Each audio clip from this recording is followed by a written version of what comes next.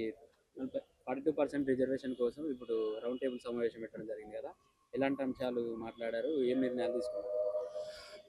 Round table సమావేశం యొక్క ముఖ్య ఉద్దేశం ఏంటంటే, ఈ తెలంగాణ రాష్ట్రంలో జరుగుతున్నటువంటి 42% రిజర్వేషన్ అమలు చేయాలని గతంలో అనేక ఉద్యమాల ద్వారా ప్రభుత్వ దృష్టికి తీసుకొచ్చినటువంటి సందర్భంగా జేఏసీ తెలంగాణ రాష్ట్ర కన్వీనర్గా చైర్మన్గా ఉన్నటువంటి జాదుల శ్రీనివాస్ గౌడ్ గారు నన్ను ఈ తెలంగాణ రాష్ట్ర జేఏసీ కన్వీనర్గా నియమించడం జరిగింది. అయితే ఈ సందర్భంగా మేము ఇల్లందులో ఒక కార్యక్రమం తీసుకోవడం జరిగింది. ఆ తదుపరి హైదరాబాద్లో రౌండ్ టేబుల్ సమావేశం ఏర్పాటు చేసుకుంటాం. ఈ సమావేశం ముఖ్య ఉద్దేశం ఏంటంటే, అసెంబ్లీ సమావేశాలు జరుగుతున్నటువంటి దృష్ట్యా అధికార ప్రతిపక్ష ఎమ్మెల్యేలను వివిధ రాష్ట్రాల్లో ఉన్నటువంటి కలిసి వచ్చిన సందర్భంగా అక్కడ జరిగినటువంటి పరిణామాలు ఇక్కడ ఎమ్మెల్యేలకు ఎంపీలకు తెలియజేసే కార్యక్రమం. మనం ఇద్దరి మద్దతు తీసుకోవాల్సిన అవసరం ఉంది. సరే, ఇప్పుడు 42% రిజర్వేషన్ ఇస్తానని చెప్పి మోసం కూడా జరిగింది కాంగ్రెస్. సో ఎలక్షన్లు పెట్టిన తర్వాత కూడా ఇస్తాను, గ్రామీణ ఎలక్షన్లు కూడా, సర్పంచ్ ఎలక్షన్లు కూడా అయిపోవడం జరిగింది. ఇప్పుడు జెడ్పీటీసీ ఎంపీటీసీల ఎలక్షన్లు కూడా పెడుతున్నారు. సో దానిపైన మీరేమంటారు? వాస్తవానికి ఉమ్మడి ఆంధ్రప్రదేశ్గా ఉన్నటువంటి సందర్భంలో బీసీలు, ఎస్సీలు, ఎస్టీలు కాంగ్రెస్ పక్షాన ఉన్నటువంటి సందర్భంగా ఎన్టీ రామారావు తెలుగుదేశం పార్టీ పెట్టిన తదనంతరము రెడ్డిలను అగ్రవర్ణాలను ఎదుర్కోవాలంటే కమ్మ వాళ్ళకు ఉన్నటువంటి పర్సంటేజ్ తక్కువ కాబట్టి వారికి మద్దతు కోసము బీసీలకు మద్దతుగా పలికి వాళ్ళు మనకు అనేక పదవులు కూడా ఇచ్చినటువంటి విషయంగా వాళ్ళు అధికారంలోకి రావడం జరిగింది.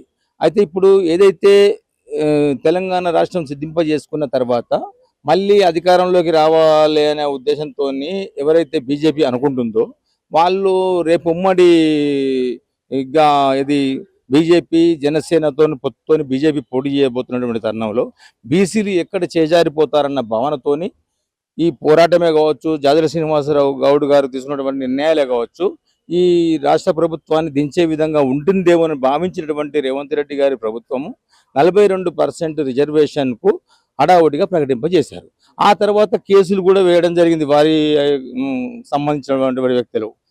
తర్వాత మనకు ఏదైతే సర్పంచ్ ఎన్నికల్లో ఏవైతే పెట్టుకున్నారో ఈ సర్పంచ్ ఎన్నికలకు సంబంధించి వాళ్ళు గతంలో ఉన్నటువంటి 27% రిజర్వేషన్ కూడా ఇవ్వకుండా 17% రిజర్వేషన్ ఇవ్వడం ద్వారా బీసీలు చైతన్యవంతులై గ్రామాలలో ఉన్నటువంటి నాయకులు, బీసీ నాయకులు, బీసీ కుల సంఘాలకు సంబంధించిన వాళ్ళు జనరల్ స్థానాలలో నిలబడ్డటువంటి బీసీలను అత్యధిక శాతం గెలిపించుకొని 52% ఇవాళ సర్పంచ్లలో గెలుచుకోవడం 5300 వరకు సుమారు గెలవడం జరిగింది.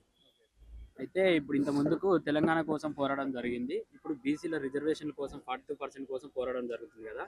సో ఒక వ్యక్తి కూడా చనిపోవడం జరిగింది. వాళ్ళ కోసం మనము పోరాడి మనం చనిపోవాల్సి వస్తుంది బీసీలు.